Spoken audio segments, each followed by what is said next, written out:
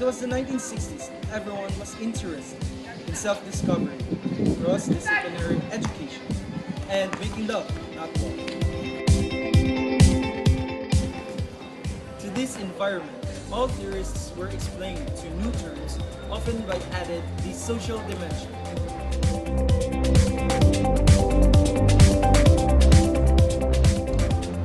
One such effort at Yale University found anthropologist John Dollard and psychologist Neil Miller joining forces.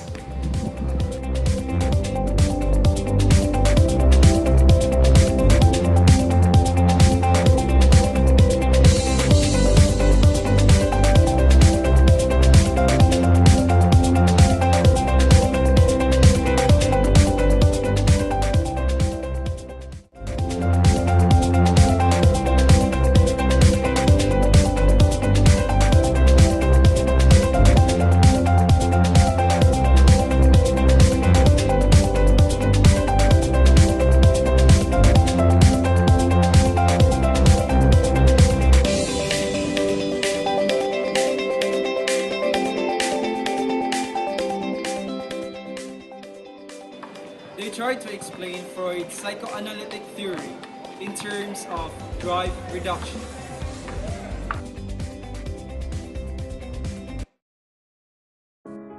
Drives are strong stimuli that produce discomfort, hunger, thirst, etc. A drive impels us to action when we encounter a cue. According to this view, you're already hungry, drive, when you hear your tummy growl, cue. The cue triggers a behavior designed to reduce the drive. You get up and go to the kitchen. If you are successful in reducing the drive, you find a bag of cookies. The reduction in drive reinforces the sequence, making it more likely to happen the next time you're hungry and hear your tummy growl. If you don't find any food, the next time your tummy growls, you'll try something else, yelling for someone to bring you food, calling for takeout, or going to the store.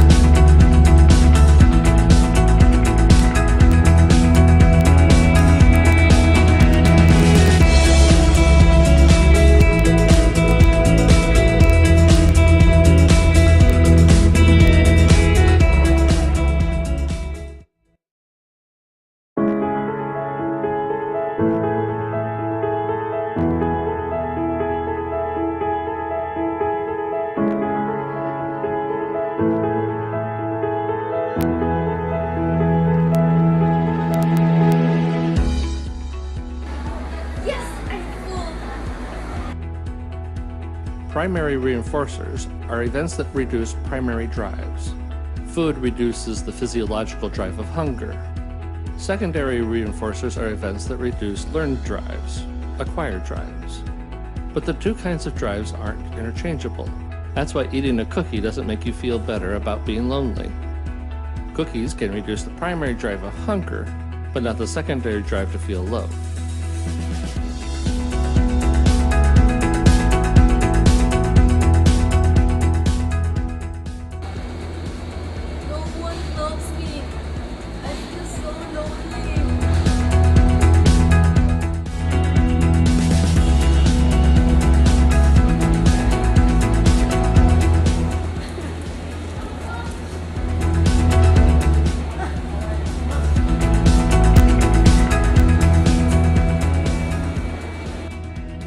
The whole process combines 4 steps: drive, cue, response, and reinforcement. Drive is the engine.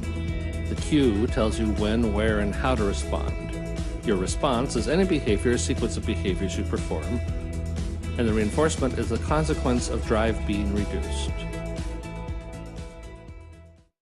Since Dollard and Miller used rats in mazes to test their theory, the best way to understand their ideas is to pretend you are in a maze.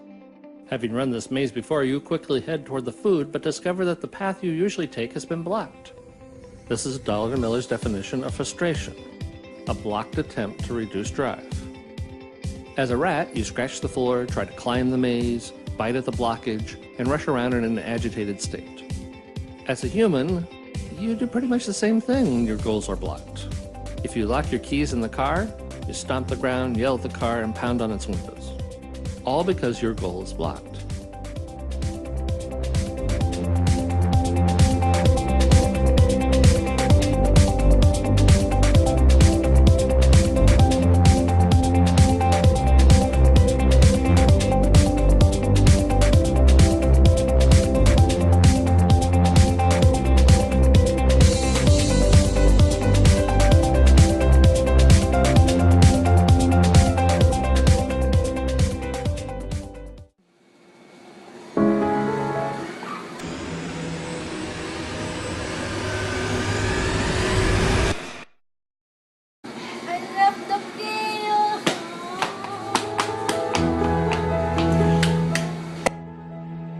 Frustration can also come from being unable to do two things at once. When the frustration is severe, Dollar and Miller call it a conflict. Freud says conflicts are unconscious processes. Dollar and Miller see conflict as incompatible responses.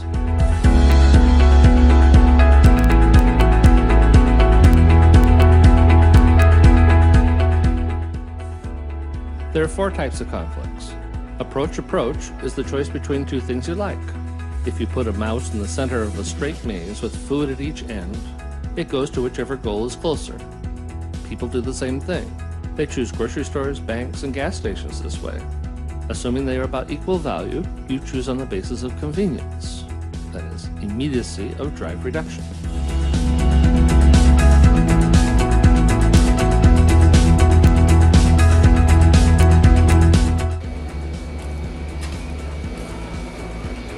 Oh no! I forgot to do my assignment. Maybe I should just copy to my classmates. Should I go there? Or should I go there? I think she's much closer. Maybe I should talk to her. Hey Catherine, did you do your assignment? Yes. Can I copy it? Oh, sure. Here it is.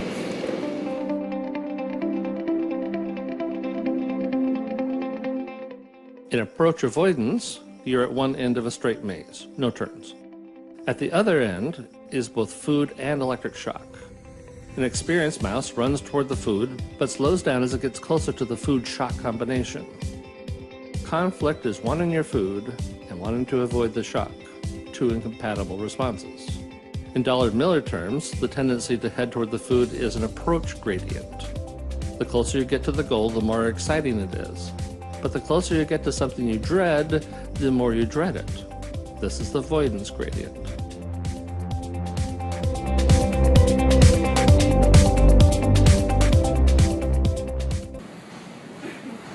Hey, isn't it Carmel's birthday next Friday? Yes! Maybe we should prepare a surprise birthday party for it. Oh, sure! Wow, That's very exciting! Let's make the plan.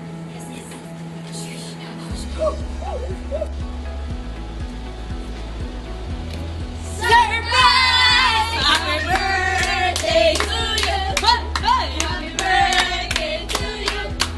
Happy birthday, happy birthday, happy birthday to you! Hooray! Thank you very much. Yes, you're welcome!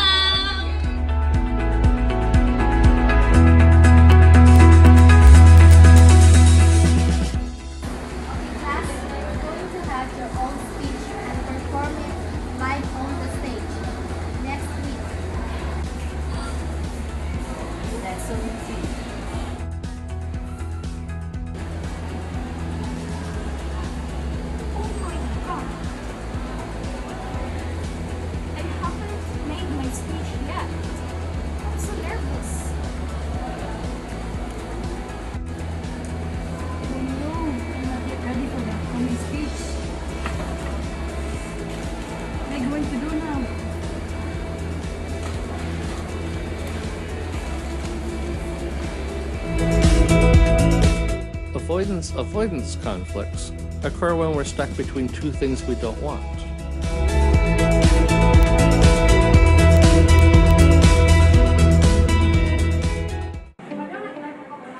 don't want to fail this subject. But I don't like to study philosophy of life. It's so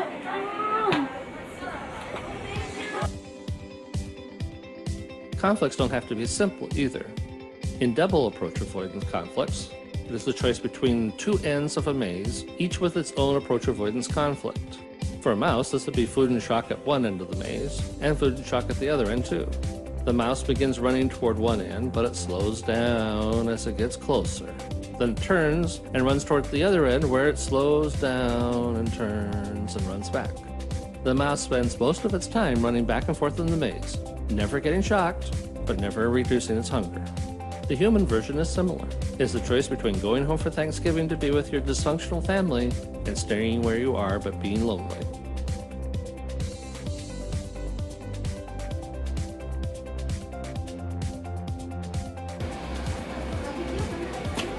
If I go home, Mother will let me do all the household chores at home. What if I do not? It's so boring here. What should I do?